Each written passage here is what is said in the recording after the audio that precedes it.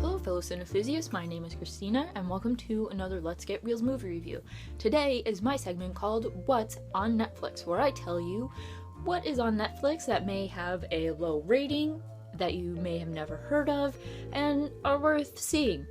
Today I am reviewing a documentary that is very near and dear to my heart called The Rape of Europa. It is about Nazi plundering and looting during World War II. If you haven't been able to tell by my background, I very much like art. I have a degree in art history and I have a master's in museum studies, so looting during World War II by the Nazis is something that is very interesting to me, both as an art historian and as a museum professional, because this happened, over 70 years ago now, but it still has repercussions today. All of Hitler's looting, the Nazis looting, and it's just something so interesting. It's so different to learn about World War II. It's a different aspect that not many people have ever heard of. I certainly didn't hear about the Nazi looting until I had gotten away to college quite a number of years ago. And ever since then, it has just fascinated me, and I absolutely love learning about it. It breaks my heart to learn that, a lot of pieces are still missing and might never ever see them again.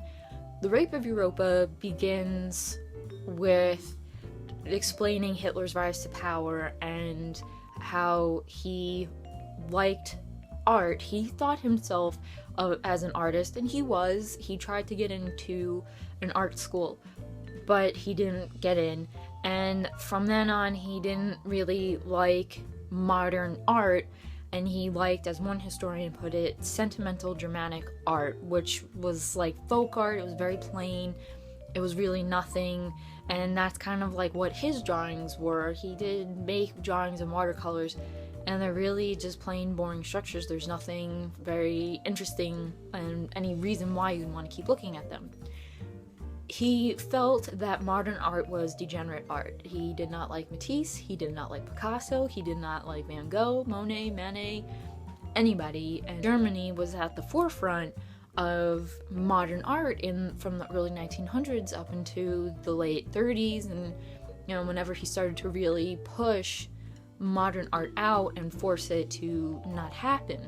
Hitler thought that modern artists had something mentally wrong with them because they would paint the skies yellow and the ground blue, and horses different colors, and just create these really kind of grotesque people depending on the artist that you looked at. So he actually held an exhibit in Germany called Degenerate Art, where he actually gathered all of these modern artists, including, I believe, might possibly be some Matisses and Picassos and all of that, and encourage people to just be like, oh, this is garbage, And he actually had the German government sell off in like fire sales of this modern art, and a lot of them came from Jewish families. And this is another thing that this documentary explains, is that a lot of the art that Hitler had legally taken, because whenever the Nazis conquered a place, they would pass laws making it legal for them to loot, which is crazy. And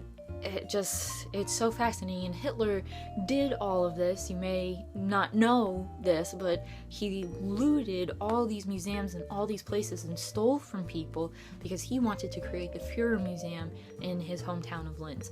So what this documentary does is it goes to all the countries that Hitler looted from, and it really focuses on France, Italy, of course, Germany, and what they took. And it wasn't so much Hitler. He wanted all this artwork, but also his second in command, like Goering, he had thousands of pieces of artwork and he hung it up.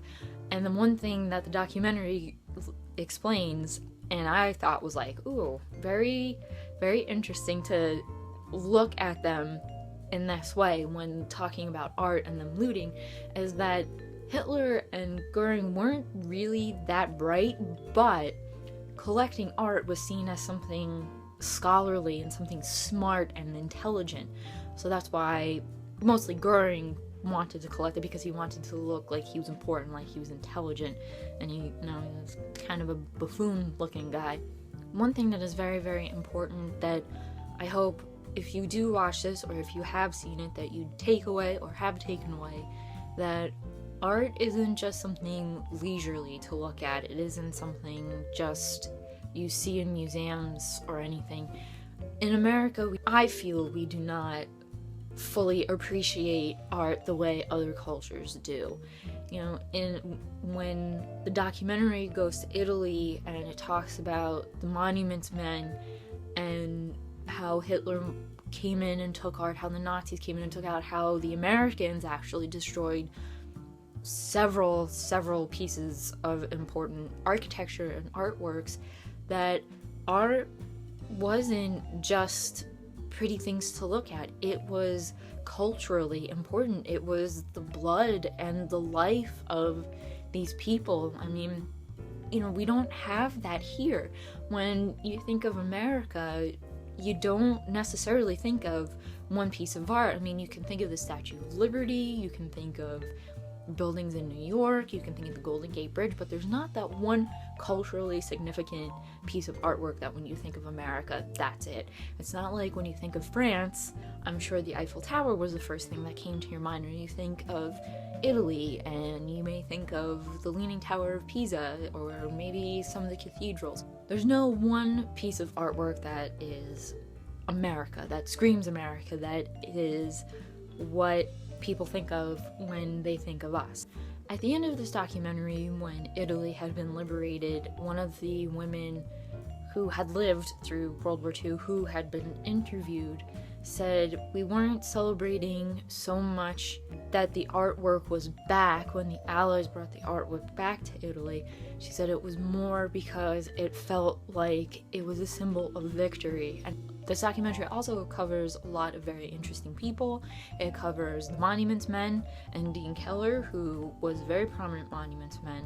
It also tells the story of Rose Valland, who is one of France's heroines. She had documented all the art that was leaving the Jeu de Paume, which is a museum for modern art, and it had become a collecting point for the Nazis, especially Hermann Göring.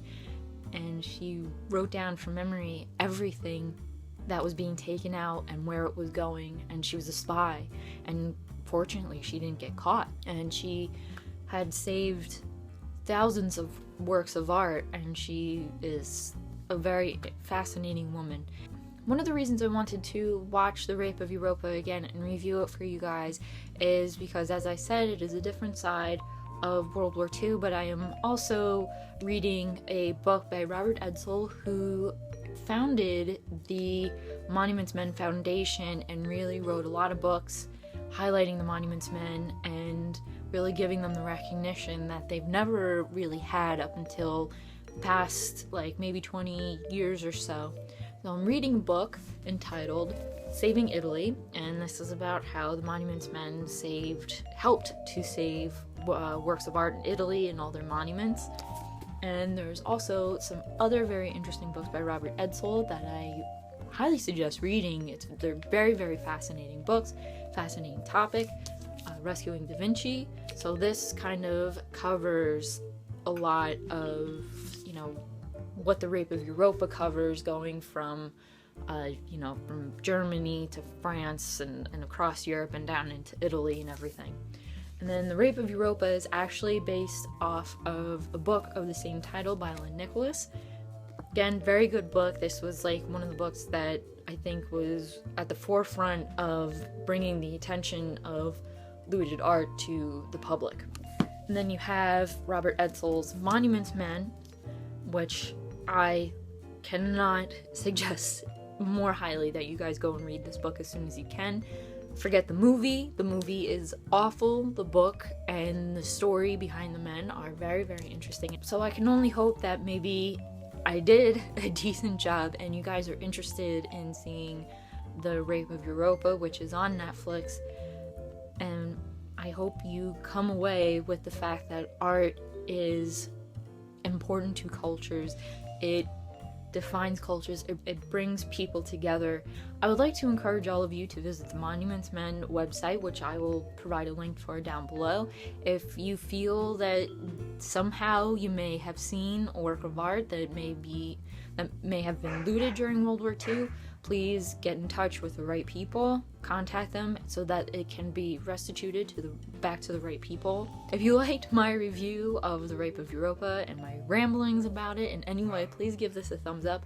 Leave a comment down below so we can further discuss The Rape of Europa or just art in general. And as always, don't forget to hit that subscribe button for future What's on Netflix reviews and other movie reviews. And as always, keep watching movies and stay absolutely fabulous.